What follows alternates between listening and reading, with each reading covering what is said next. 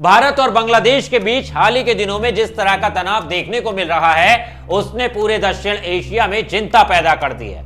ऐसा लग रहा है जैसे दोनों देशों के बीच रिश्तों की दीवार अचानक बहुत ऊंची हो गई हो। सवाल यह नहीं है कि लड़ाई किस दिन होगी भी या नहीं होगी।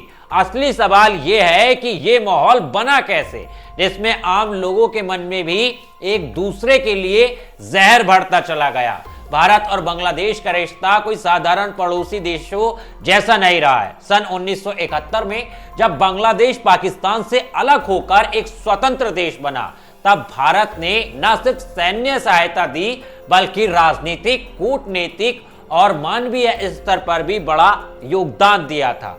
इसके बाद दशकों तक भारत ने बांग्लादेश को ऊर्जा, व्यापार और सहयोग के कई मोर्चों पर समर्थन दिया। ऐसे में आज अगर बांग्लादेश के अंदर भारत के खिलाफ नफरत, हिंसा और आक्रामक बयानबाजी दिखाई दे रही है, तो ये सवाल उठना लाजमी है कि आखिर ये बदलाव आया कहां से। और आज के इस वीडियो में यही जानेंगे। नमस्कार दोस्तों, मैं हूं आपके साथ ऋषभ चौहान। साल था 2024, जुलाई और अगस्त का महीना। इस समय बांग्लादेश में बड़े पैमाने पर छात्र आंदोलन शुरू हुआ। इस आंदोलन की शुरुआत नौकरियों, आरक्षण, शिक्षा और भविष्य की अनिश्चितता जैसे मुद्दों को लेकर हुई थी। शुरुआत में यह आंदोलन शांतिपूर्ण था, लेकिन धीरे धीरे हालात बिगड़ते चले गए।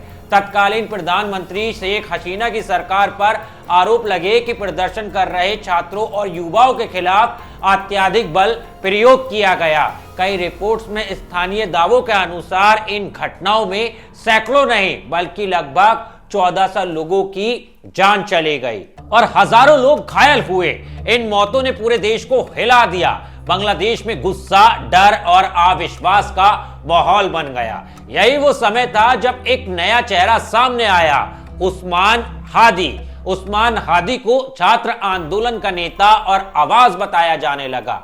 उसने खुद को उन युवाओं का प्रतिनिधि घोषित किया जिनका भविष्य खतरे में बताया जा रहा था। लेकिन जैसे जैसे उसका प्रभाव बढ़ा, वैसे वैसे उसके बयान और गतिविधियां भी ज्यादा आक्रामक होती चली गई। वो सिर्फ सरकार के खिलाफ नहीं बोल रहा था, बल्कि धीरे धीरे भारत को भी निशाने पर लेने लगा। उसके कुछ बयानों और नक्शों में भारत में गंभीर चिंता पैदा की। खासकर भारत के चिकन नेक कॉरिडोर को लेकर दिए गए बयान, जिसमें कहा गया कि अगर इस इलाके को काट दिया गया तो भारत के उत्तर पूर्वी राज्य मुख्य भूमि से अलग हो जाएंगे। ये बयान सिर्फ भड़काऊ नहीं था, बल्कि सीधे तौर पर भारत की क्षेत्रीय अखंडता को चुनौती देने जैसा था।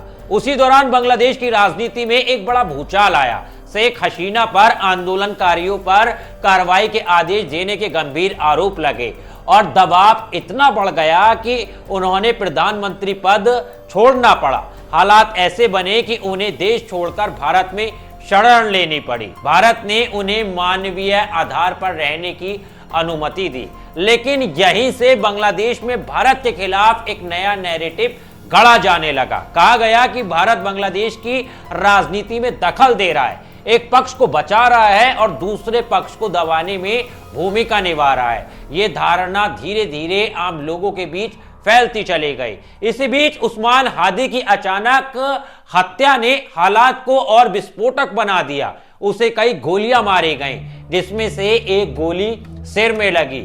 शुरुआत में वो जिंदा रहा और उसे अस्पताल ले जाया गया, लेकिन हालात गंभीर होने के कारण उसे सिंगापुर ले जाने की तैयारी की गई। हालांकि रास्ते में ही उसकी मौत हो गई। उसकी मौत के तुरंत बाद बांग्लादेश में अफवाहों का दौर शुरू हो गया।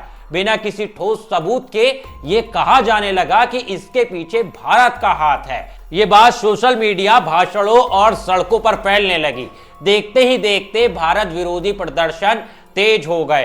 कुछ जगहों पर हिंसा भड़क उठी और अल्पसंख्यक समुदायों, खासकर हिंदुओं पर हमलों की खबरें भी सामने आने लगी। उस समय बांग्लादेश में अंतरिम सरकार बनी, जिसके प्रमुख के तौर पर यूनुस सामने आए। देशों में चुनाव की तैयारी चल रही थी और राजनीतिक माहौल बेहद संवेदनशील था। ऐसे हालात में भारत विरोधी बयानबाजी और तेज हो गई। कई विश्लेषकों का मानना है कि यह सब सिर्फ भावनाओं का विस्फोट नहीं था, बल्कि इसके पीछे राजनीतिक रणनीति भी काम कर रही थी। इतिहास गवाह है कि जब भी किसी देश में चुनाव नजदीक आते हैं तो अक्सर बाहरी दुश्मनों का डर दिखाकर जनता को एकजुट करने की कोशिश की जाती है। भारत को इसी भूमिका में पेश किया जाने लगा, एक ऐसे दुश्मन के तौर पर जिसके खिलाफ शक्ति दिखाकर नेता अपनी लोकप्रियता बढ़ा सके। शेख हसीना का मुद्दा भी इस आग में घी डालने का काम करता रहा। बांग्लादेश की मांग थी कि भारत उन्हें वापस सौंप दे ताकि उनके खिलाफ कानूनी कार्रवाई की जा सके।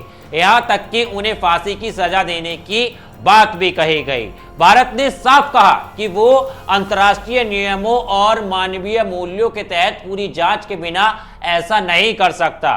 भारत का तर्क था कि कहीं यह मामला राजनीतिक बदले का तो नहीं है, लेकिन बांग्लादेश में इस बात को भारत की हट धार्मिकता और हस्तक्षेप के रूप में पेश किया गया। इस पूरे घटनाक्रम के दौरान भारत की ओर से आधिकारिक तौर पर संयम बरता गया। भारत ने साफ किया कि वो युद्ध नहीं चाहता, लेकिन अपनी सुरक्षा और क्षेत्रीय अखंडता से समझौता भी नहीं करेगा। सीमा पर सतर्कता बढ़ाई गई, कूटनीति स्तर पर संदेश दिए गए और यह भी स्पष्ट किया गया कि भारत बांग्लादेश का रिश्ता सिर्फ भावनाओं पर नहीं बल्कि व्यवहारिक सहयोग पर भी टिका है। ऊर्जा आपूर्ति, व्यापार और संपर्क के कई ऐसे क्षेत्र हैं जिसमें भारत की भूमिका अहम है। भारत ये भी जानता है कि किसी भी तरह का खुला संघर्ष दोनों देशों के लिए भारी नुकसान लेकर आएगा। आज जो हालात दिखाई दे रहे हैं वो किसी एक दिन या एक घटना का नतीजा नहीं है, ये सालों की राजनीतिक हालिया आंदोलनों, गलत सूचनाओं और भावनात्मक उकसावे का परिणाम है। भारत और बांग्लादेश के रिश्ते अभी भी पूरी तरह टूटे नहीं हैं, लेकिन उसमें दरार जरूर पड़ चुकी है। आने वाला समय ये तय करेगा कि दोनों देश बातचीत और समझदारी का रास्ता अपनाते हैं या फिर तनाव और अविश्वास की इस आग को और भड़कने देते हैं। इतना तय है कि अगर नफरत और हिंसा का रास्ता चुना गया तो नुकसान सिर्फ सरकारों को नहीं बल्कि आम लोगों को भुगतना पड़ेगा, उन लोगों को जिनका इस राजनीति से सीधा कोई लेना देना नहीं है। खैर दोस्तों, आपकी इस मुद्दे पर क्या राय है? आप क्या सोचते हो? आप क्या समझते हो इस पूरे मामले को लेकर? बांग्लादेश के बारे में आप क्या कहना चाहोगे? एक बार कमेंट में जरूर बताना। और हाँ, इसी तरह देश और दुनिया की तमाम खबरों के लिए, तमाम मुद्दों के लिए को आसान भाषा में समझने के लिए मेरे चैनल को सब्सक्राइब करना मत भूलना। मिलता हूं आपसे किसी और वीडियो में, तब तक के लिए धन्यवाद।